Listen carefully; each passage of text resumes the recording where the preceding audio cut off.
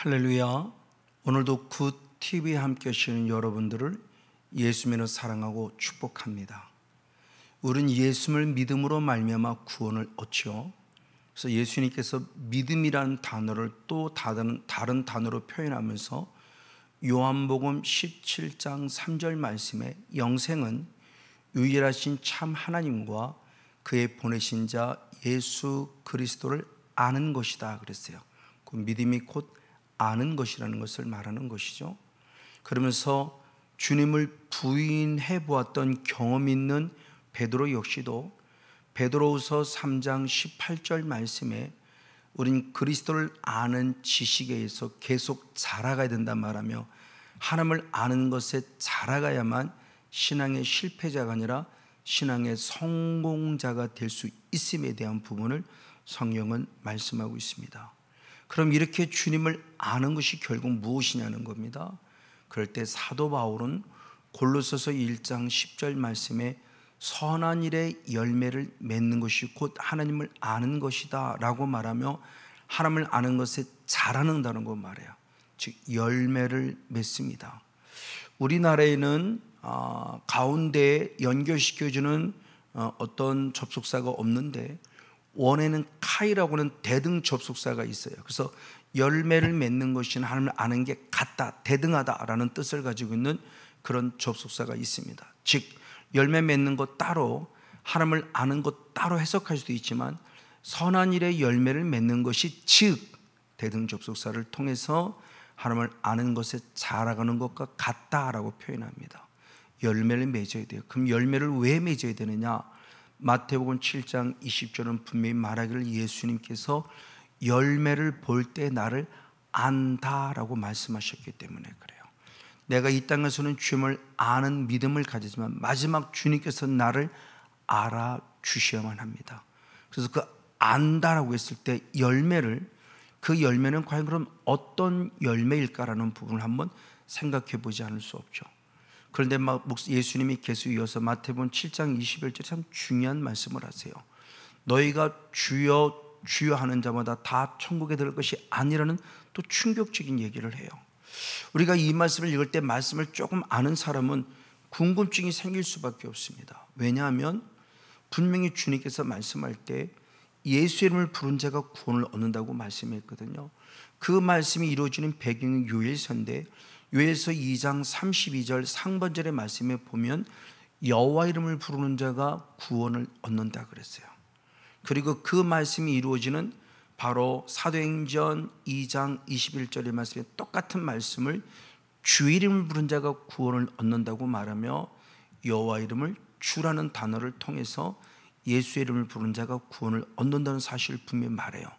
근데 주 이름을 부르면 당연히 천국을 가야 되는데 다 천국에 들을 것이 아닐 것이라는 얘기를 했다는 것이 우리에게 주는 영적 의미가 있어요. 근데 함부로 아무나 주라고 하느냐? 아닙니다.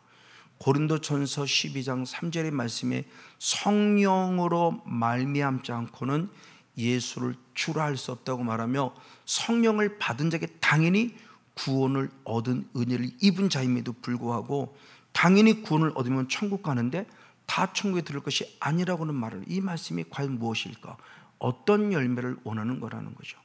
그래서 사도 요한은 신앙의 단계를 표현했을 때 이를 통해서 바로 요한일서 2장 14절의 상반절의 말씀을 보면 하나님을 아버지라 부르는 어린아이 신앙의 단계가 있다고 말해요. 그리고 이어서 요한복음 2장 14절 하반절의 말씀은 청년의 신앙의 영성을 가진 자로서 하나님이 주신 아름답고 귀한 말씀의 무기를 삼아 흉악한 자들과 싸워 이기는 자가 있다고 말해요. 그리고 세 번째로서 역시 요한일서 2장 14절의 중반절의 말씀을 보면 아비의 신앙의 단계를 말하며 하나님을 창조주 하나님으로 알아 그를 진정한 경외하는 자가 아비의 신앙을 가진 자를 말하며 신앙의 단계가 있음을 말해요. 즉 예수님께서도 바로 그 말씀을 이렇게 주시는 겁니다.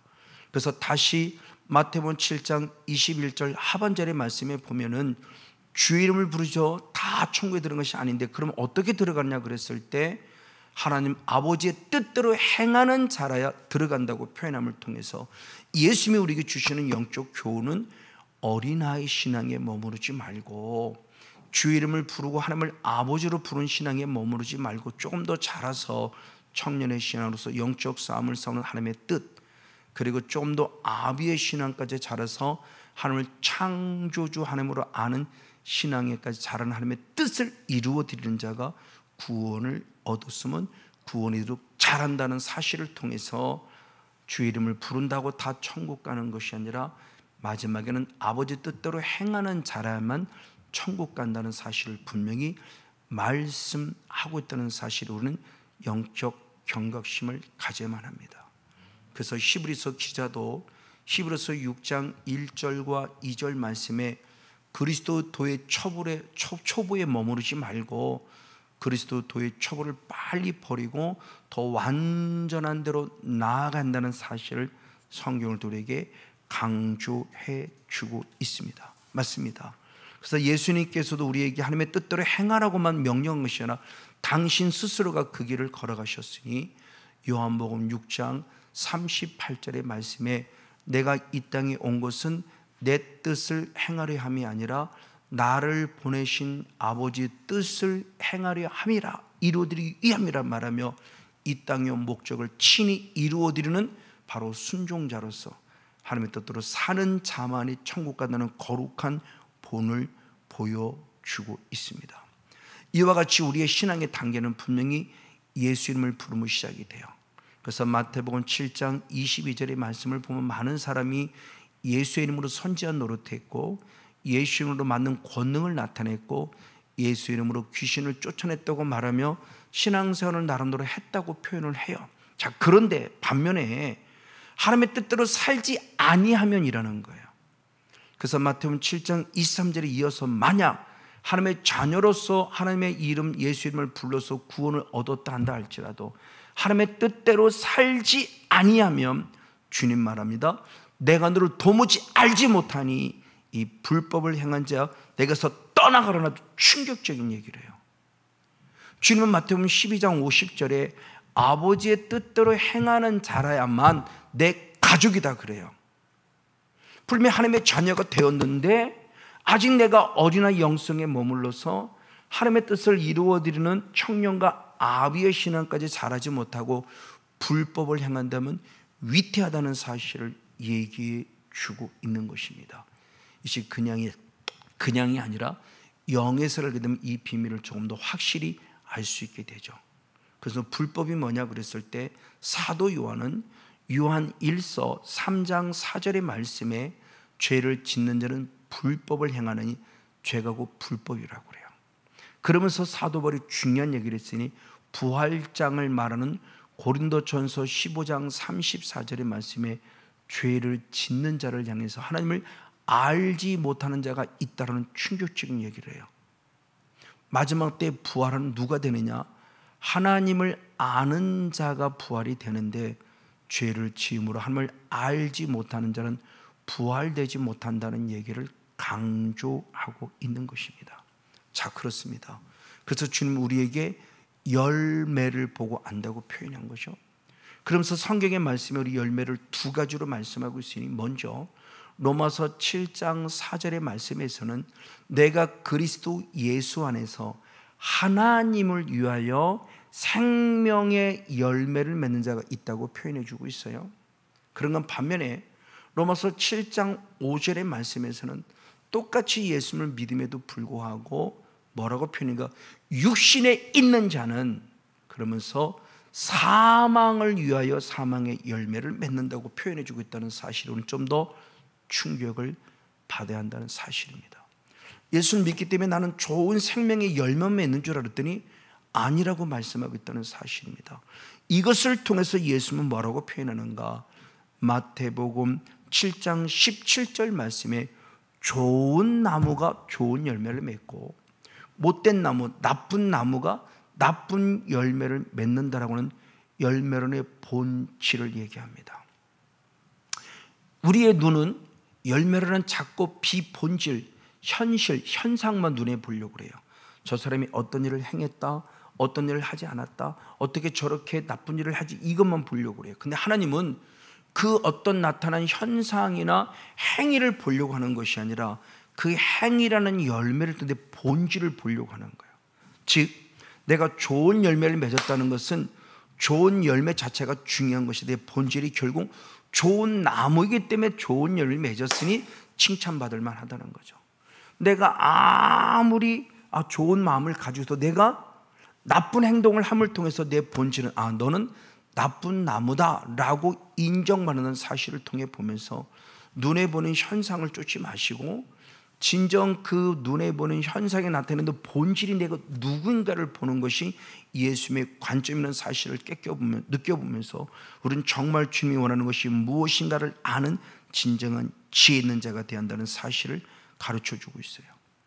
그래서 로마서 6장 16절의 말씀에도 내가 누구에게 순종하느냐에 따라서 그 순종하는 종이 된다고 그래요. 그래서 사망의 열매를 맺는 자, 즉 사망의 죄의 종이 되는 자는 사망에 이르러요. 내 본질이 사망입니다. 그러나 하나님 말씀에 순종하는 의의 순종자는 하나님의 생명이 이른다는 사실을 가르쳐주는 사실을 통해서 내 본질이 무엇이냐에 따라서 죄에게 순종할 수도 있고 하나님에게 순종할 수 있다는 사실을 알려주고 있다는 사실은 대단히 중요한 의미입니다. 그런데 오늘은 이런 모습들 속에서 나쁜 열매이기 때문에 나쁜 열매를 맺는다라고 하는, 나쁜 나무이기 때문에 나쁜 열매를 맺는다고 하는 모습을 성경에 살펴보려고 해요. 하나님께서는 이사야 선지자를 통해서 이사야 1장 11절의 말씀에 내가 수많은 죄물을 받았고 나는 이미 번제에 배불렀고 예수의 그 강력한 핏뿌림, 그 핏뿌림 속에 배불렀다고 표현하며 나는 역겹다고 표현하는 안타까운 마음이 나와요. 분명히 회개를 드린 거죠. 많은 죄물 하나님께 예물을 올려드린 거예요. 또 주님이 그 예물을 안 받으셨다고 그래요. 자, 피를 뿌렸다는 얘기는 뭡니까? 회개함으로 말미암아 내가 좋은 나무가 되었다는 것을 보여주는 것 같은데 열매는 좋은 열매를 맺지 않았어요. 왜? 그러니까 본질이 뭔가를 보여주는데 그 말씀이 이사야 1장 13절이에요.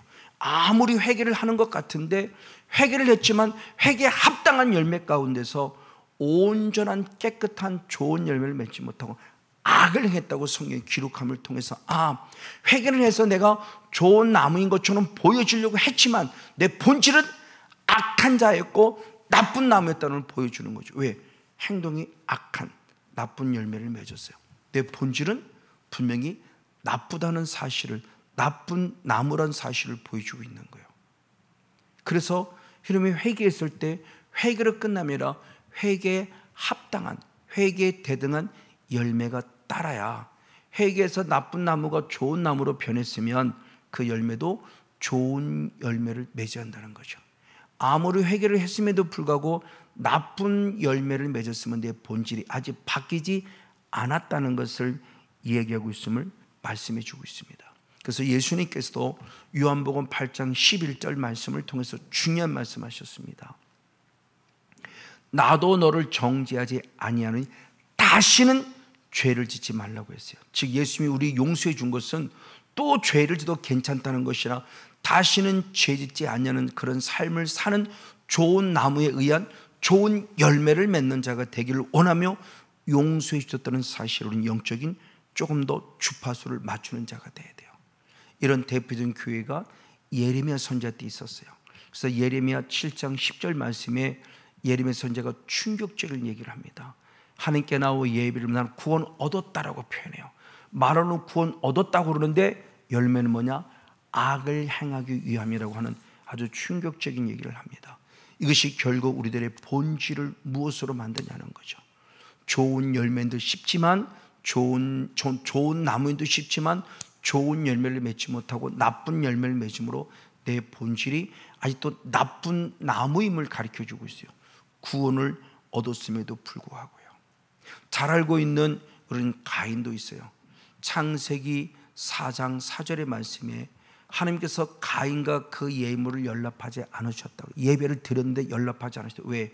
그의 삶의 영역에서 악을 행해서 심히 분내고 안색에 변해서 결국 동생을 죽였다는 끔찍한 일이 벌어지고 있죠. 그리고 사무엘상 2장 17절 말씀에 엘리상의 두 아들인 홈니와 비느하스 역시 그들은 하나님을 예배를 했지만 결국 예배를 멸시했다라고는 충격적인 또한 말씀이 기록되어 있어요. 왜 예배를 드렸는데 예배를 멸시했다고 그러지라는 겁니다. 이를 통해서 우리의 본질을 봅니다. 내 본질이 무엇인가를, 그걸 성경이 분명히 말씀해줘요. 조금 전에 했던 가인 같은 경우인데 사도는 이렇게 말합니다. 요한일서 3장 12절의 말씀에 가인같이 하지 말라 그러면서 가인은 뭐냐? 가인은 이미 악한 자에게 속했기 때문에 그는 동생 아벨을 죽였으니 그 행동이 악했다고 표현해요. 내 본질이 뭐냐는 겁니다. 분명히 주님을 예배함에도 불구하고 본질이 대단히 안타깝지만 바로 악한 자, 즉 사단에게 속한 자이고 사단에 속해서 나쁜 나무이기 때문에 나쁜 열매를 맺는 악을 행하였고 결국 동생을 죽인 자예요. 동생을 죽였기 때문에 악한 자에게 속한 게 아니에요. 이미 악한 자에게 속했기 때문에 동생을 죽이는 끔찍한 자가 되었다고 성경은 말하고 있다는 사실입니다. 그리고 조금 전에 얘기했던 바로 엘리상의 두 아들인 홈니와 비느하스도 역시 마찬가지예요. 그 홈니와 비느하스도 사무엘상 2장 12절의 말씀에 보니 그는 벨리알의 아들들이다 라는 원어의 해석입니다. 지금 개역 성경은 불량자, 개역 개정성은 행실이 나쁜 자인데 그 원어를 보면 불량자의 아들. 그래서 킹 제임스 흠정역 번역본의 설교를 그 해석을 보면 불량자의 아들, 즉 벨리알의 아들들이다 그래요.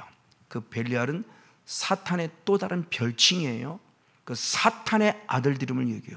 제사장인데, 지금 제사를 인도하는 제사장인데 하나님의 영에서 해볼 때 그 본질이 누구냐?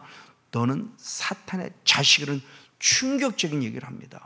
그래서 사무엘상 2장에 좀 넘어가서 바로 그 말씀 가운데 기록되어 있는 모습들이 22절의 말씀을 보면 음란의 죄를 지었다는 사실을 얘기를 해요. 이게 충격이에요. 목회자인데 음란의 죄를 지었어요. 왜? 본질 자체가 하나님의 자녀가 아니었대요. 근데 재성의 직분을 감당해요. 오늘 말하면 목사님의 직분을 감당해요. 이걸 어떻게 해석해야 되죠?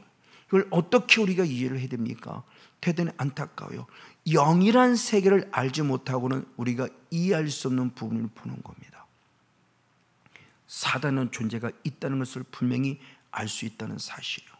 열왕기상 22장 22절 말씀에도 400명의 선지자들이 있는데 그 선지자들이 다 거짓 선지자로 타락해요. 왜? 성경은 말합니다. 거짓의 영이 들어갔다라고 말하면 허락했다고 표현해요. 이게 중체화된 모습이죠. 바로 이런 모습을 통해서 지금 나의 본질이 누구인가를 바라볼 수 있다는 겁니다. 신약 성경에도 똑같은 말씀이 많이 나옵니다. 대표적인 말씀으로 마태복음 23장 13절의 말씀에 바리새인을 얘기하는데 이 바리새인들은 자기도 천국에 들어가지 못하고 내 옆에 있는 성도들까지 천국 들어간 것을 막고 있다고 표현해요. 더 나아가 마태복음 23장 15절 말씀에서는 많은 영혼을 전도했다고 그래요. 전도했는데 나도 천국에 들어가지 못하지만 그 전도한 영혼들마저도 배나도 지옥 자식이 되겠다는 충격적인, 이게 도대체 뭐야? 분명히 하나님 믿으면 구원받고 천국 들어가는데 주 이름을 부르는데 천국 들어가지 못한다고 말씀하고 있으며 이런 몇 명의 지금 신앙의 위인들을 받는 이들이 다 잘못된 신앙 안에 거하고 있다는 사실이고 그 근본을 보니까 성경은 다 뭐라고 말하냐? 악한 자에게 속했다고 말하는구나. 그래서 마태복음 23장 33절 말씀도 세례 요한이 먼저 그랬고 예수님은 이를 독사의 자식들아라고 책망해요. 너희가 지옥의 판결을 피하겠느냐? 누구보다 율법에 흠이 없을 만큼 완벽한 바리새인들로서 하나님의 말씀대로 살아간다고 했는데 그들은 지옥 간다고 말해요. 이 도대체 무슨 말이죠? 왜? 본질이 독사의 새끼, 즉 사탄의 자녀라는 얘기예요. 이 도대체 무슨 말이야? 나는 분명히 하나님 믿는 백성인데 왜 이들의 본질이 이렇게 타락했냐고 하는 사실을 우리에게 가르치면서 중요한 영적 원리를 알려주고 있어요. 또 하나의 모습 사도행전 5장 바로 1절의 말씀에 보니 아나니아와 삽비라가 성령의 감동을 통해서 자신들의 재산을 다 팔아서 많은 사람이 나누어 주기를 원해요. 근데 더 충격적인 것은 사도행전 5장 3절의 말씀에 사탄이 가득했다고 그러면서 성령을 속이고 땅값 얼마를 감추었다고 그래요. 영의 사람이에요. 성령의 감동을 받는 사람이에요. 근데 그 감동을 받는 아나니와 삽비라가 갑자기 성령을 속였다고 그래요. 사탄이 충만해서. 그리고 결국 땅값 얼마를 감추었다. 왜 영의 사람이, 왜 성령의 사람이 갑자기 사탄에 의해서 땅값을 속이면서 이렇게 나가고 있을까라는 거예요. 지금 나의 본질이 누군가의 모습을 보여주면서 대단히 안타깝지만 하나님의 사랑하는 자녀들이 안타깝게 사탄의 손으로 타락해가는 모습을 보여주는 과정이 기록되어져 있습니다. 이런 것들이 과연 지금 우리들에게 무엇을 말해주고 있을까요? 다시 말해서 왜 좋은 나무가 좋은 열매를 맺지 못하고 결국 나쁜 나무로 타락해서 나쁜 열매를 맺냐는 거예요.